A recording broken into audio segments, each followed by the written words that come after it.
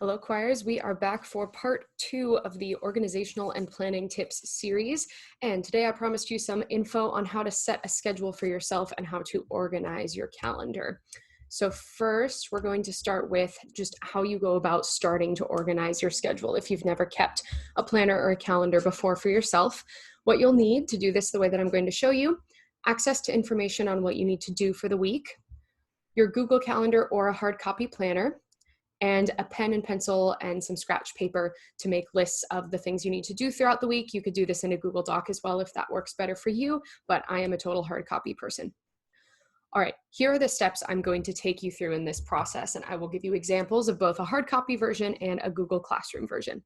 Step 1, look at the big picture. Figure out everything that needs to be included. Step 2, look at daily tasks that you know you need to put in throughout your week. Step 3, look at major events throughout the week. So something that maybe doesn't come up every day or every week that you can't plan ahead on, but something you know you need to work around for the week. Step 4, pick which format you want to use, and you might want to experiment with different ones. I tend to use a hard copy planner for my own personal life, and also because I'm a bullet journaler and I just like hard copy things.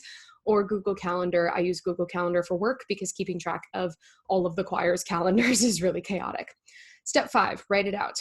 Write it down and keep it handy. So what I do is write everything out first, figure out everything you need to do, and then get everything recorded into a schedule of how you're going to do it throughout the week. And step 6, add specifics. So due dates of assignments, the exact assignments you need. Before now, we've been looking at kind of the overall. This is getting back into, okay, I wrote down this assignment that I was going to do this day, but I should probably remind myself which day it's due, that sort of thing.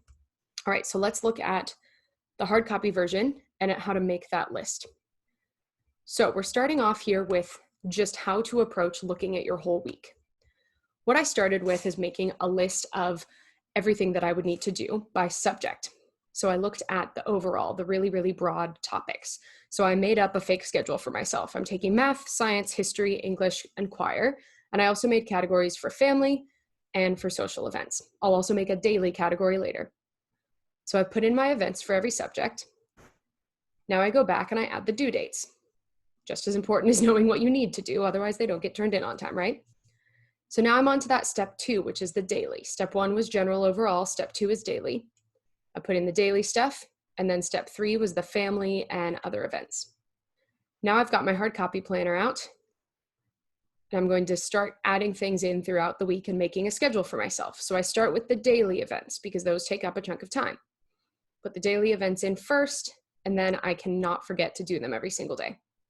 Let's pretend I work out a date every day. That definitely doesn't happen, but this is imaginary Emily, who's still a student.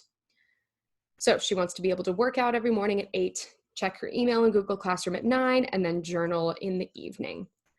Now I'm going to color code each of my subjects of classes so that I can tell which thing is which in the planner.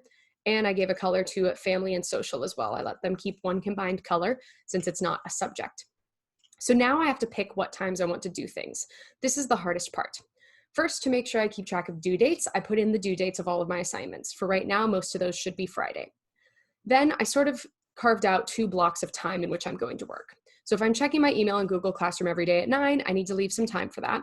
So my first time block was 10 to 11, I'll work on something. Then 11 to 12, I should probably eat lunch, and I set another time block from 12 to 1. This is realistically less time than you probably need to spend on your assignments, but this is just a very basic idea or option of how you could break it down. Then I set the events in brown on their days as well to work around those. Now I've gone back through the list, double checked that I actually got everything. That's a really important step. Make sure you actually got all of the things that you set out to get. I'm going to back that up and look at that again. Go back through your list and check that it's on the planner and check everything off and make sure you actually got to everything. All right, that is my very quick and dirty rundown of how to create a list of things you need to do throughout the week and how to turn that into a format in a hard copy planner. And now that we've done it, let's go back through these steps one more time just to review. So step 1, look at your big picture. In this case, that was subjects of classes, as well as a category for social things and a category for family.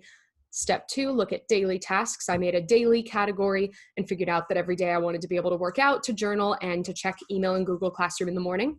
Step 3, big events. Those were mostly for me in the family and social category, so that falls under that first step. Step 4, look at which format you want to use. Today we looked at a hard copy planner.